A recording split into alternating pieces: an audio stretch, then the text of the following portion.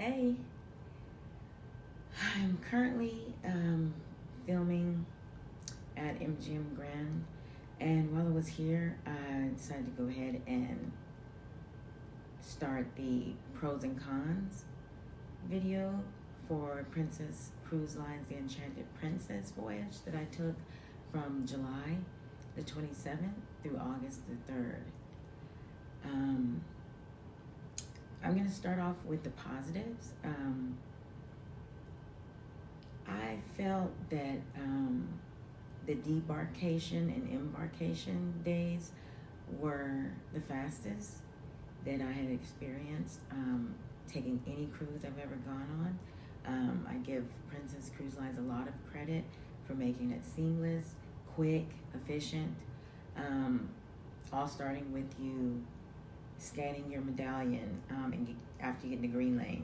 From there, you're pretty much just walking onto the ship, and I've never experienced that before. I've always had to either wait in some type of lounge or a long line, and there was no visual line that I saw, even for people that didn't have the green lane showing up in the app. So that was a plus, definitely. Immediately after getting on board, we got an announcement that said the staterooms were ready, and we're talking about like 11:30. So that was really quick. And if you're a person that likes to get in your room because you're excited, you want to see it, you want to take a nap, that's a good thing. The luggage wasn't there yet, but that's okay because we had to carry on with us. I had to stop at guest services first to fix some issues like my elite status not showing in the app, and as I told you, my medallion was white with a blue sea witch, and for elite it should have been black. So I went to guest services. I'm going to give customer service a pro because even though there was a line and no indication of which line was for elite and suite guests and regular guests, it still went pretty fast, and so it wasn't worth complaining about because he didn't really wait that long, and they were efficient there. Also, he was able to change the medallion to a black one. It still had my name on it, and the Enchanted Princess name on it. It just made it so that if I had to go somewhere like the Captain's Circle or a lounge for elite and platinum guests, there wouldn't be any confusion if somebody happened to point out that I wasn't supposed to be there.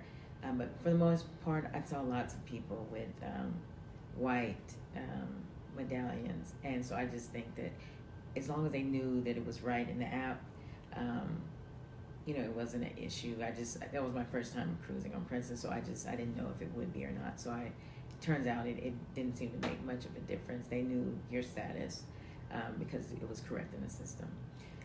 So for customer service, definitely a pro, and that includes even on the chat on the app.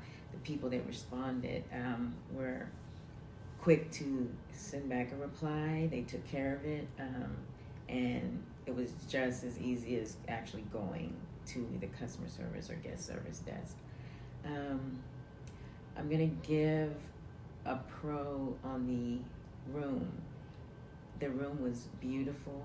It was the color tones that I like, which is calm and spa-like with natural tones and colors, white, beige, light blues, silver.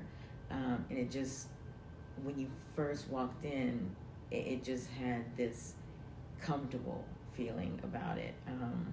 It didn't have a whole lot of dark, old-fashioned brown and orange colors like on some of the Carnival cruises I've been on in their rooms. And even the wood tones, the drawers and the closet, it was light colored. It wasn't dark and 70s looking.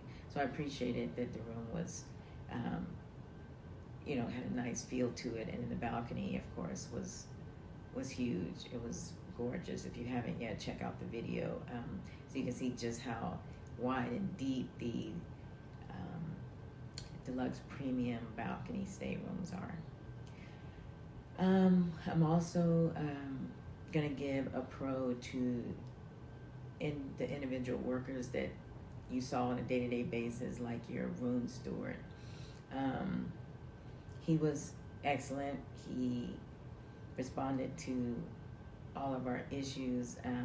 When we asked for something, he got it for you, and then he made sure that you didn't have to ask again because he would do it every single day. He did everything that most that we asked of him, and most importantly, he stayed out of our way. Once he realized that we slept later, probably than normal people because we work at night, he stopped trying to come and do things in the morning, and he waited until we either went out on sea days to go to the pools, or on the days that we actually got off the ship and had an excursion. He waited till we were gone then, and then he did come back at night, usually while we were at dinner. So we didn't see him much, but when we did, he was very good. People like photographers, I give Princess a lot of credit that they don't hassle you while you are just out and about every single day. I think only 2 photographers came up to us and asked us if we want pictures. We don't buy pictures because I take my own pictures and videos, but I liked that it wasn't, they weren't harassing you every time you turn around trying to take a picture. So that's definitely a pro. As far as food and different, eating venues, I'm going to give a pro to the buffet and the servers that work in the buffet. I think it had excellent selection of choices, and we actually did enjoy eating there more than the main dining rooms, but we went to the main dining rooms because the desserts were so good. So I'm going to give a pro to the desserts, but not necessarily the entrees and appetizers. Princess puts a lot of effort into the desserts, and you can tell because every single one that we had was outstanding. But again, back to the buffet, as far as eating, that was good. That's a pro. I'll explain to you later why most of the other Lido deck venues weren't that great, but Sliced Pizza, we're going to give a pro to them because the pizza was good. I don't know if it's the best pizza at sea because I haven't been on a lot of different lines, but compared to the ones I have been on, it is the best out of those. So pros for Sliced Pizza. Another set of items that go in the pros column while we're on the subject of the Lido deck is the pools and jacuzzis. I like that they had several pools. They were mostly always crowded in the afternoons. But if you went in the evenings or early mornings, you could swim without being surrounded by other passengers. But the pools were deep. I've never seen pools this deep with no lifeguard. But the kids seemed to enjoy it. They were able to cannonball, dive, run and jump. And so, that I would appreciate that if I was younger and wanted to do all those things. And they didn't make you check out pool towels like other ships do. You just grabbed a towel, and there was a sign that said that they would trust that you would return a towel when you were finished. Same with port days. If you want to take a towel off, they just ask you to bring it back. Which is nice, not having to check out a towel and give your room number and then think that you're going to be charged if they don't get it back. So I appreciated that. What else? Another pro that I liked was the technology on the ship. I thought the Oceanel, when it worked, was great. Using the medallion to sense when you were close to your door for it to open, that I liked. 90% of the time it worked well. I think maybe only a few times I had to actually touch the sensor with the medallion, but for the most part the door lit up green and you were able to just walk right in. And I like that because even though you do still have to turn a handle, of course, I don't have to fool with a key card like I am right now at MGM Grand. So that is convenient. Also the screens near the elevators, those touch screens, I liked that you could, see where you were. It was interactive maps to guide you to where you needed to go. It's also on the app, but it was nice just to see those by the elevator every time, so that you wouldn't get lost, or you could keep track of where you were. Next in the pros column, I could actually put this as number one because it was most important to me, but the Wi-Fi that I purchased worked really, really well. For you to be on a ship out in the middle of the ocean, it was fast. It didn't shut off. It didn't require me to have to log in a lot. So to work and to film and upload the things I needed to do, I was able to still work as if I was at home. And that's an asset for anyone that is working and vacationing at the same time.